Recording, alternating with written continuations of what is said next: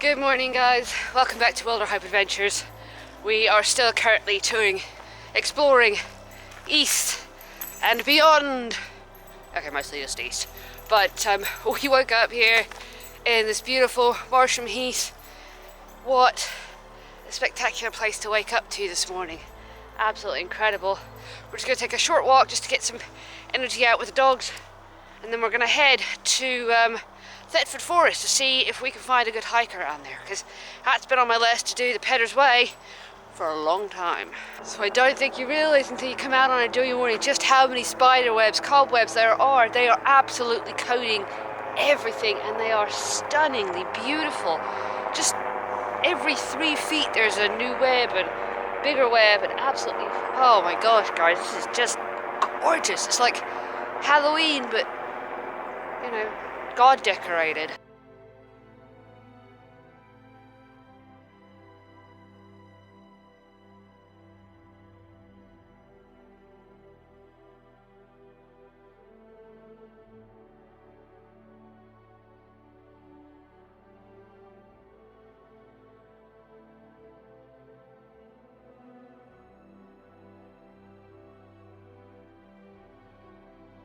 Well, we've got to the point I marked on the map for Thetford Forest, which I believe is kind of the beginning of the Pedder's Way.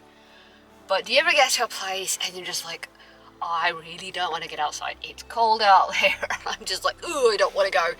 But I do want to go explore this place. It's just, I gotta pick up, you know, what do they say? Pull up my big girl panties and get out there and do it and face the cold, because it really isn't that bad out there. It's just nice and toasty in the car.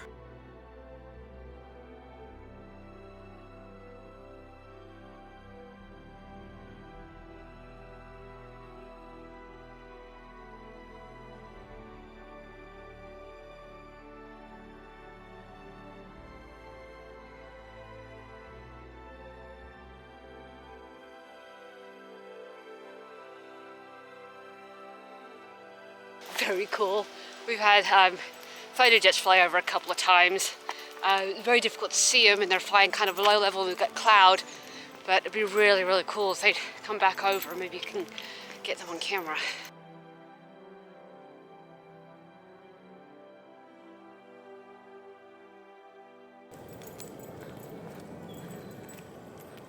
Keep hearing those fighter jets. Keep turning the camera on. I'm like, are they coming over? They're coming over. They're coming over. Nothing. Which is a shame. We can hear them doing their maneuvers off in the distance. Anyway, what we're doing, it says it's a loop, but it's not the Pedder's Way, it's the Little Ouse Valley Way.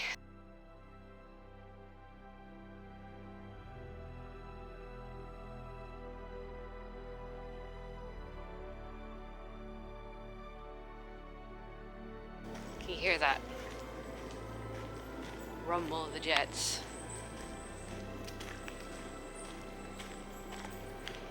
Wish they'd come back over.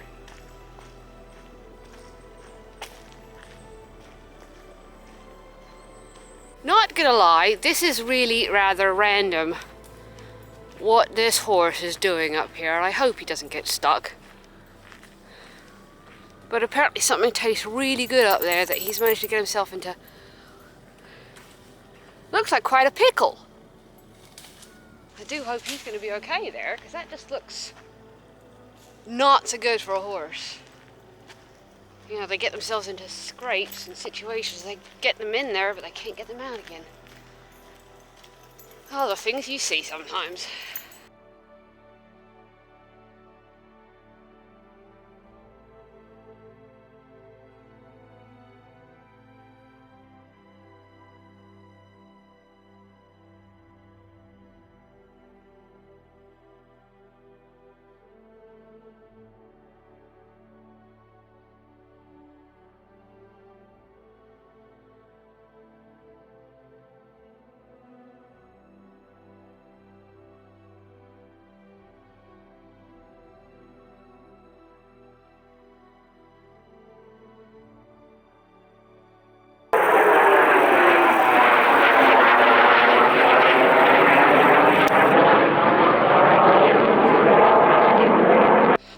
Was not expecting that. Suddenly heard it really loud and I'm like screaming to get the camera turned on.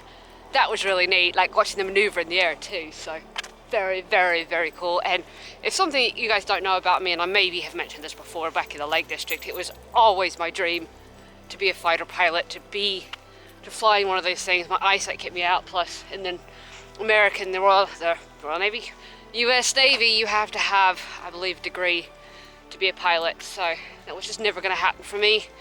But it has never stopped the fact that my number one thing on my bucket list is to fly in something like an F-16 or an F-14. Just would be incredible.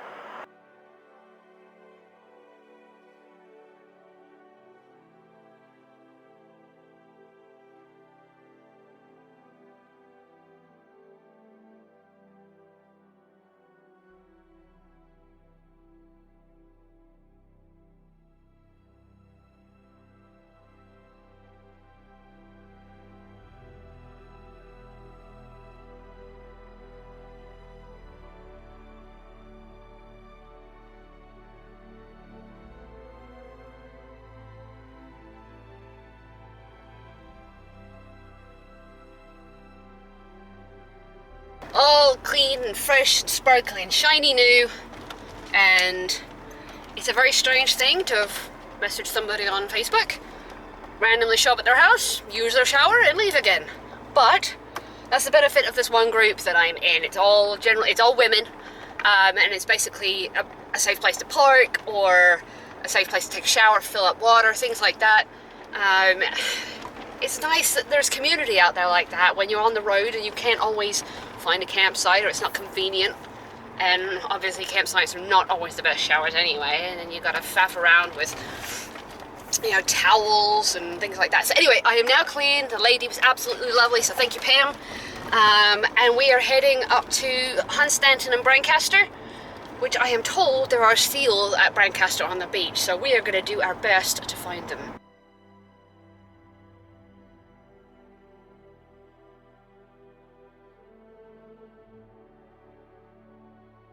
I've come down to Brancaster Beach. It's National Trust, but the parking isn't, unfortunately. Beautiful golf course, not a bad place to play golf, must admit. But I've been recommended to go down to, I think it's Titchwell Bay, which is where the seals are. So you walk about, I don't know, it's about 3/4 of a mile, I think is what it said, to get to this place. Unfortunately, I have to deal with sand between here and there. Come on, Cody, you can do it. Wow, look at this wide open space. Look at this beach. So, to be fair, most of this is underwater. The tide is way, way, way, way out over there. Right now, if this was in, we'd have to stay up high, but this is absolutely incredible. Dogs are loving this.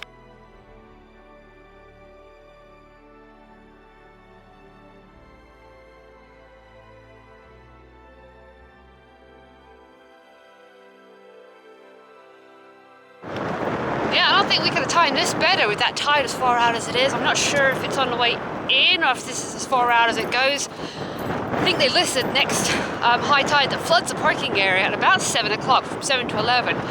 So right now, it should be out as far as it's going to go, I think. But, oh, this is gorgeous. I don't usually like sandy beaches, but this is just wide open and beautiful.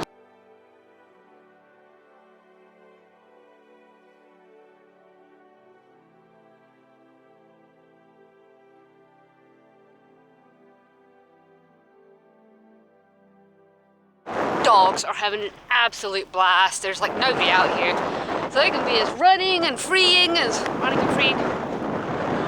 as free as they'd like to. For the most part, we're just gonna keep an eye out for where the fact that there are seals and not let them get too close.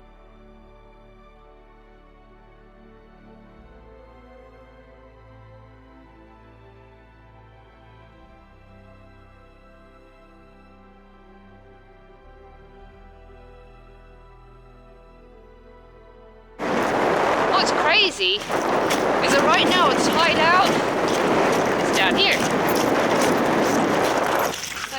it's all the way up there. That's nuts. That's a lot of elevation change, but because this beach is so flat, the tide comes in super fast. Kind of like it does in the Bristol Channel, where I think you have a gain of 25 feet or something like that. And just as I was discussing how high the tide comes in, this beach is really cool looking, we found the seals. So we're just going to go to the point up here and check them out.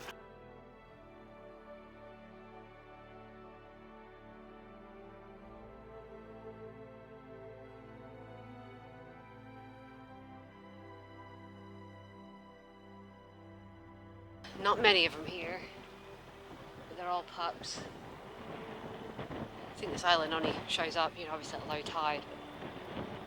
But they're all just chilling, watching us. There's a couple in the water that are kind of curious about us and the dogs, but very cute. Definitely can't get as close to them as we did in Yorkshire, but.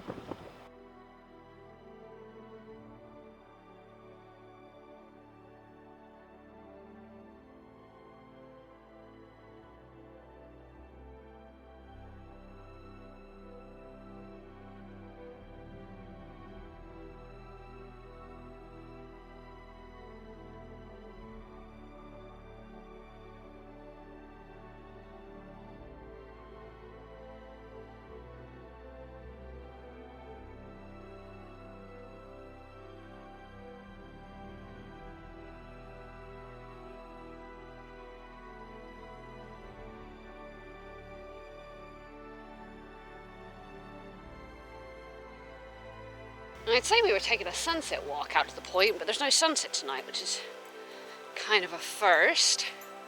But what's interesting is I'm just watching.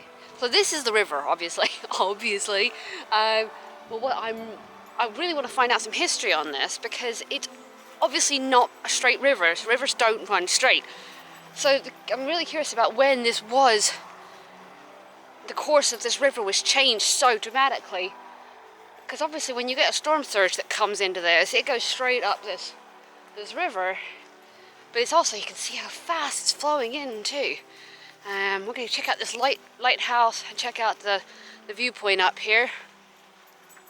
There's another lighthouse over here too. Two of them, there's like one on each side. That's kind of interesting.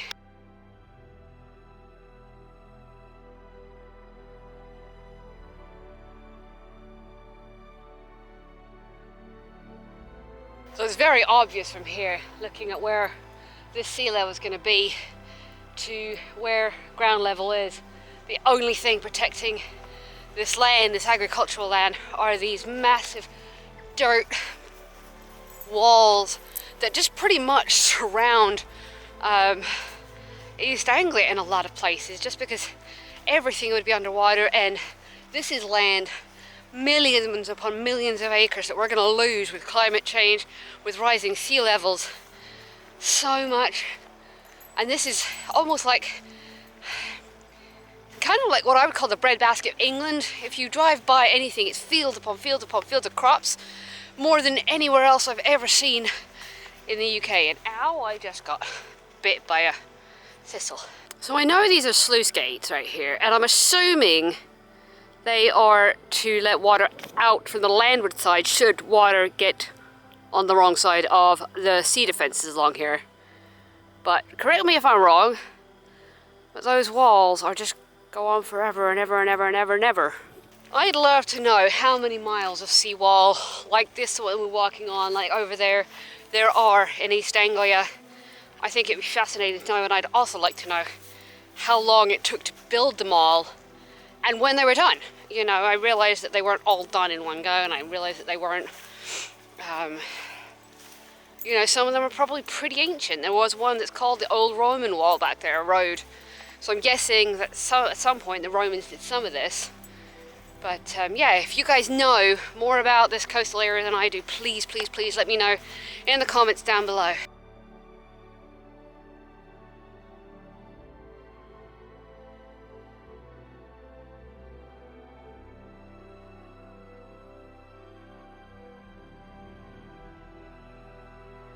It's going away from us, but it was still an owl, and just about, I think I caught it on camera there, so Maybe we can get a little bit closer to it because I can see where it's sitting on the fence post.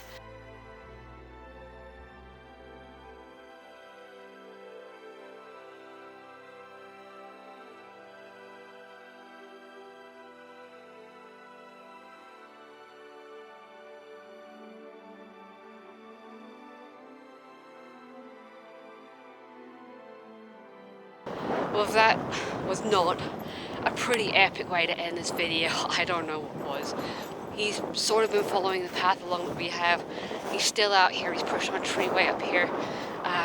But man, that was just wow. Wow, wow, wow, wow, and wow. Really, really, really good way to end the day.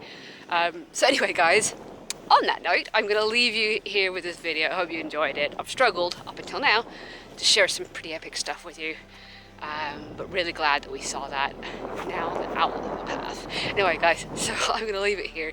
So as always, take care of yourselves, take care of your mental health, and thanks for watching.